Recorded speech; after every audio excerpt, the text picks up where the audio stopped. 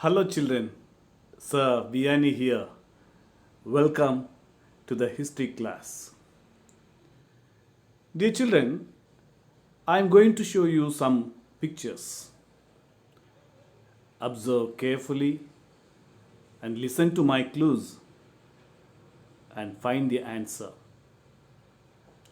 Shall we start?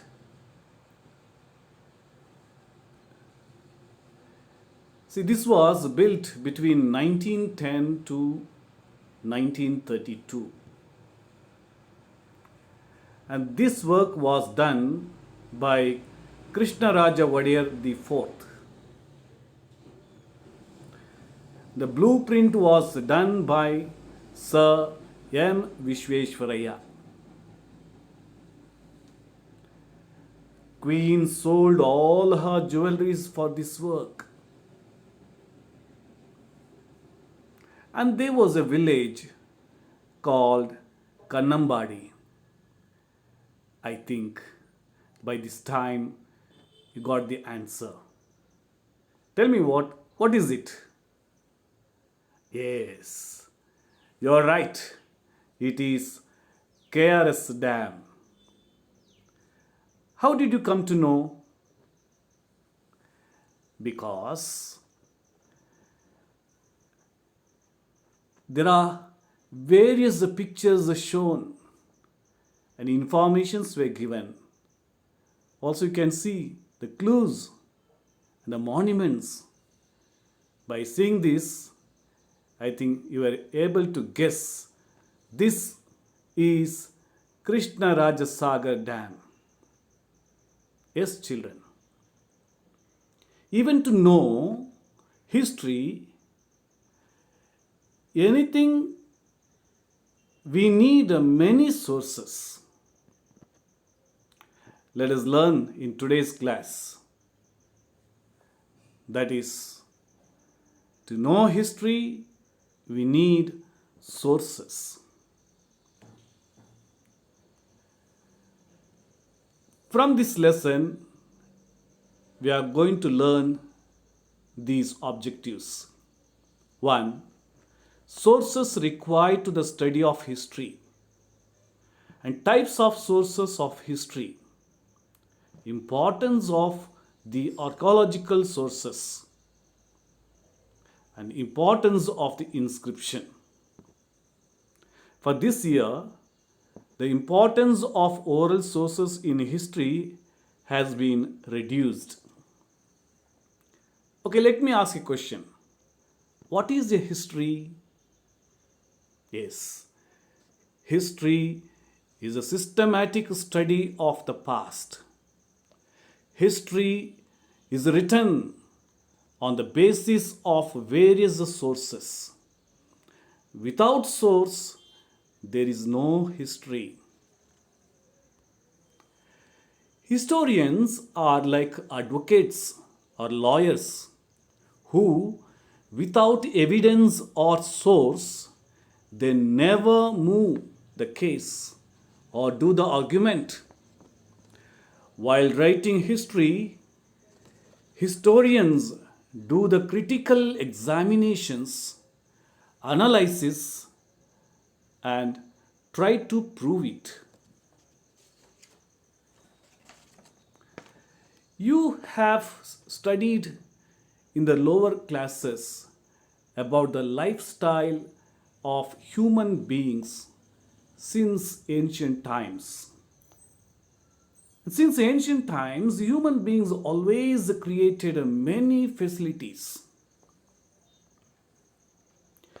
Various things which were used by early people are proof or sources for writing history.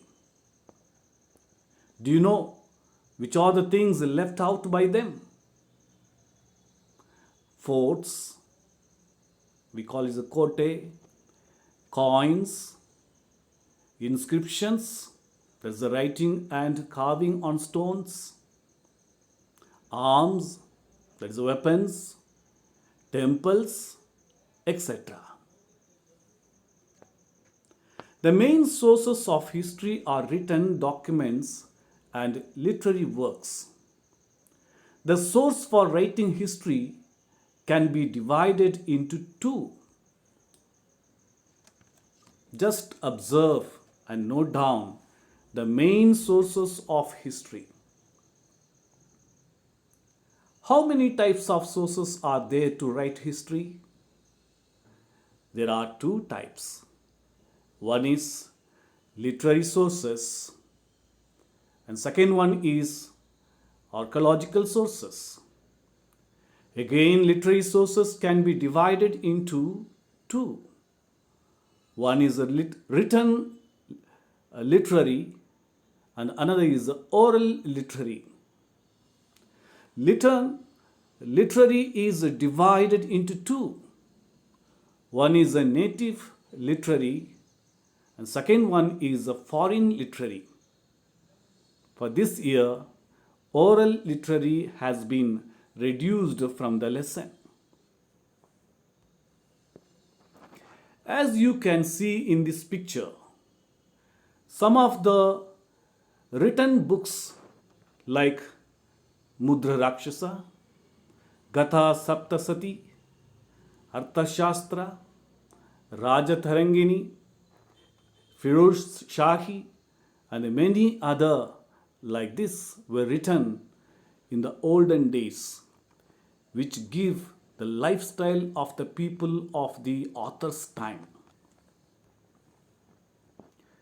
These works tell us the then existing aspects of life, either directly or indirectly. As I have told you earlier, literary sources can be divided into two. One is native literature and the second one is foreign literature. Literature which are created by our Indians in our local languages are called native literature. They may be written in Sanskrit, Prakrit, Kannada, Tamil, Telugu, Marathi, Gujarati, and in many other Indian languages. See here some of the writing works of our Indians. Can you read with me? First one you can see there. Arthashastra. It was written by Kautilya. Gata Saptasati by King Hala. Mudra Rakshasa by Vishakadatta. Rajatharangini by Kalhana. Harsha Charitra by Bhanabhatta. Prithvirajas Raso by Chand Bardhai. Vikramarjuna Vijaya by Pampa, and many Sangama literatures were written. Sangama literatures are the one which was done in Tamil in the 4th and 5th centuries. Foreign literature.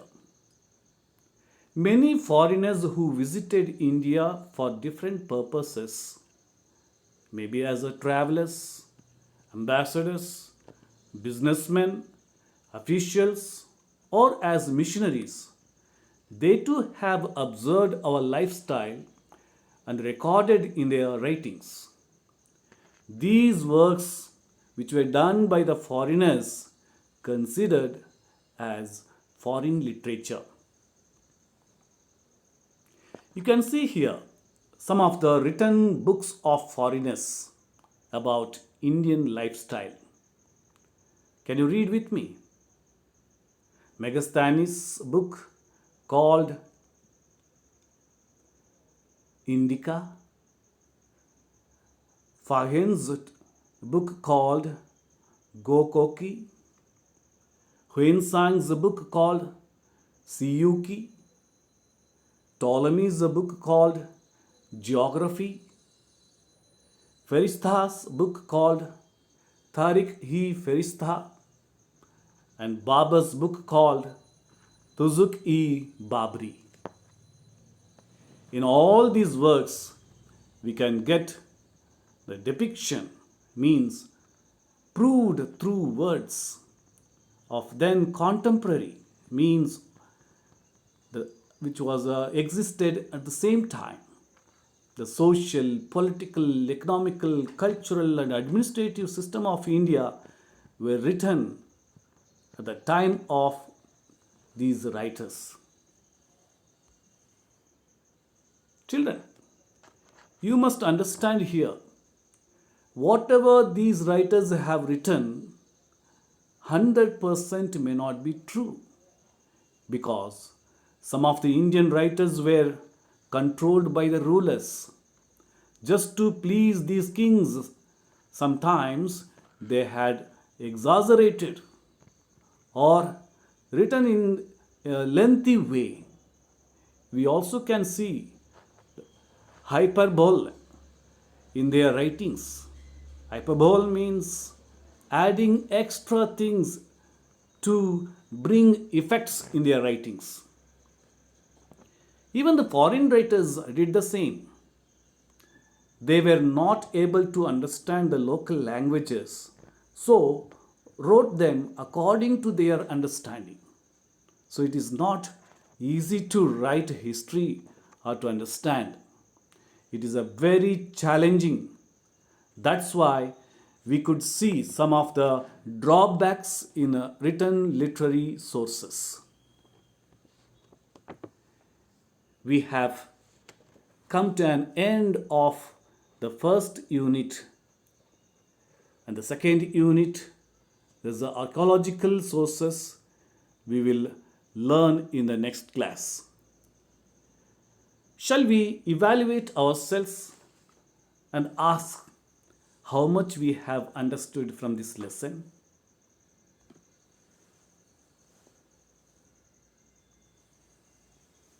Let us do the evaluation. What is history? Yes, you're right. History is a systematic study of the past. Let me ask one more question. How do historians write history? Historians collect the sources and subject them to critical examination, analysis, and then write history.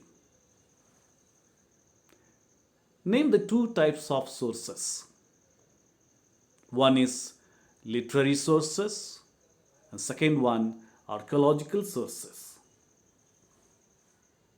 Name any two native literary works.